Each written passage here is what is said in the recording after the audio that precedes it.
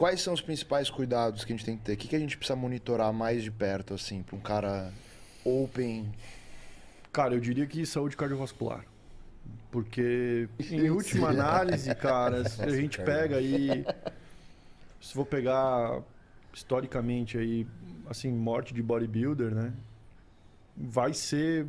A maior parte vai ser por motivo cardiovascular. A gente sabe que acontece um remodelamento cardíaco, tanto secundário ao treinamento de força, né? Então, se pegar um bodybuilder natural, pegar um powerlifter, pegar um levantador de peso olímpico, o Fernandão estava aqui, né?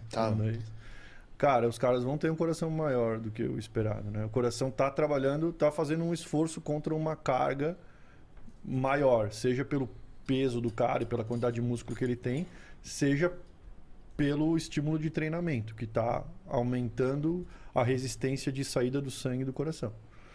Então, isso aí por si só já causa um remodelamento da estrutura cardíaca, já pode fazer uma hipertrofia da parede cardíaca e que não necessariamente isso é patológico.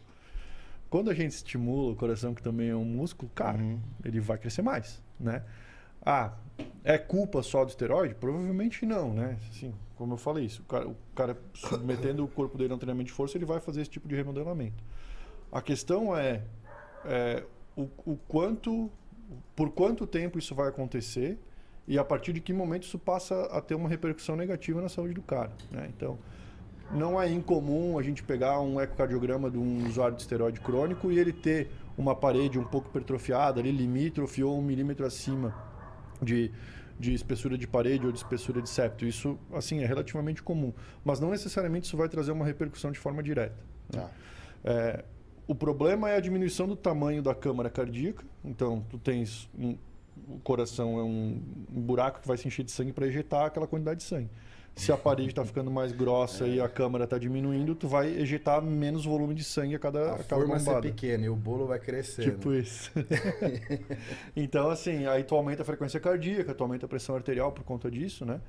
E o aumento da massa cardíaca, o aumento do tamanho do coração e do peso mesmo, do peso muscular do coração, ele também pode propiciar o desenvolvimento de algum tipo de arritmia, por exemplo. Então, tipo, isso a gente não vai ver em exame de sangue, né? Então, tem muita gente, tem muito usuário crônico que, pô, faço exame regular, meus exames estão todos bons. Mas, cara, tu vai ver só exame de sangue. O cara não tem um teste de esforço, não tem um exame de imagem cardíaco. Cabeção. Faz lá e me manda que eu dou uma olhada. Não quero fazer, cara. Vai, tem que fazer, lógico que tem que fazer. É aquela coisa, né? Só tá doente quem faz exame.